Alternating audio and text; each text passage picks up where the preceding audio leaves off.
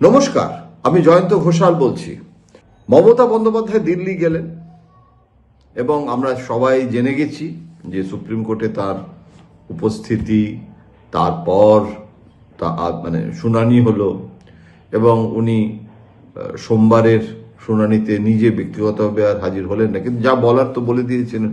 এবং সুপ্রিম কোর্টের পক্ষ থেকেও নির্বাচন কমিশনকে যা বলেছে, নির্বাচন কমিশনের পক্ষ থেকে যা যা রেকটিফিকেশন করা হয়েছে, তাতে কিন্তু একটা জিনিস খুব পরিষ্কার হয়ে যাচ্ছে যে দিল্লি অভিযান এবং মানিক সরকারের মতো কমিউনিস্ট নেতা, প্রাক্তন ত্রিপুরার প্রাক্তন মুখ্যমন্ত্রী, তিনি যা বললেন এবং যে শ্যুটটা যেভাবে মমতা বন্দ্যোপাধ্যায় এই এসআইআর এর ইস্যুতে বিজেপির বিরুদ্ধে, কেননা এসআইআর ইস্যুটা কিন্তু এনেছিল বিজেপি, এখন এটা হয়ে গেছে মমতার সব থেকে বড় অস্ত্র।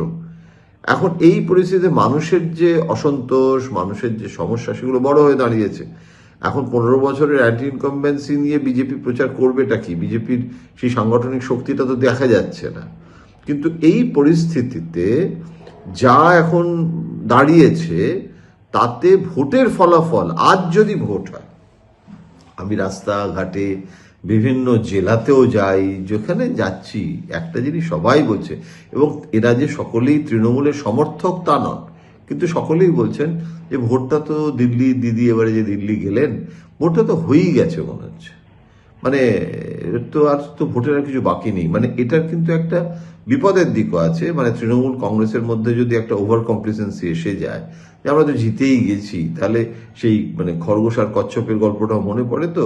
কিন্তু একটা কথা খুব পরিষ্কার, আজ যদি ভোট হয়, আমি পোলস্টার নই, জ্যোতিষী নই, সংখ্যা বলা উচিত না, কিন্তু বোঝার সুবিধের জন্য বলছি যে আসন সংখ্যা আজ যা রয়েছে তার থেকে তৃণমূল কংগ্রেসের আসন সংখ্যা বেড়ে যাবে।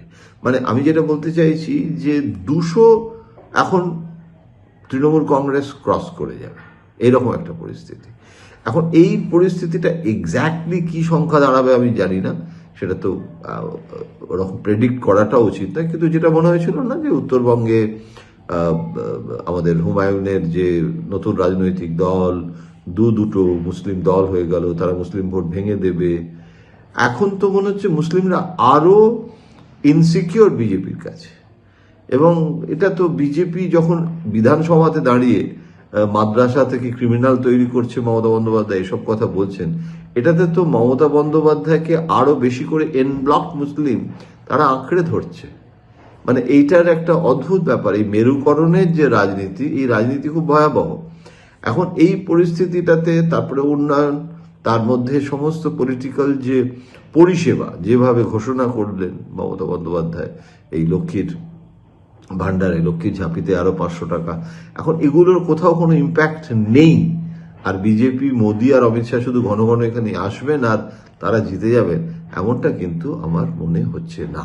সুতরাং এটা খুব পরিষ্কার যে এবারের বিধানসভা নির্বাচনে, এমনকি যে ট্রাইবাল যে সমস্ত এলাকাগুলো রয়েছে, এমনকি যে হিন্দুর বিরোধী মমতা বন্দ্যোপাধ্যায়, এটা যে প্রমাণ করার চেষ্টা, সেখানে মমতা বন্দ্যোপাধ্যায় নিজেই যেরকমভাবে সমস্ত মন্দির, এবং অনেকগুলো, একটা তো নয়, আমি তো দেখতে পাচ্ছি মহাকালের মন্দির থেকে বগলা মায়ের মন্দির, মা দুর্গার যে উনি প্রাঙ্গণ তৈরি করলেন কলকাতা শহরে, আবার গঙ্গাসাগরে গিয়ে তিনি সেখানে সেতু নির্মাণ করছেন পুণ্যার্থীদের জন্য, এই সবটা মিলিয়ে যে পলিটিক্যাল প্যাকেজ, সেখানেও কিন্তু বিজেপি তার যে মোকাবিলা করার জন্য সেখানে মহরব মুশকিল হয়ে গেছে। আর বিকল্পহীনতা, সেটা একটা মস্ত বড় জিনিস। 15 বছর পর মমতা বন্দ্যোপাধ্যায়ের এই নির্বাচন, মমতা বন্দ্যোপাধ্যায়েরও বয়স হচ্ছে, কিন্তু এই নির্বাচনটা মমতা বন্দ্যোপাধ্যায়কেই মানুষ আবার গ্রহণ করবে, এমনটাই কিন্তু দেয়াল লিখন, এমনটাই কিন্তু মনে হচ্ছে।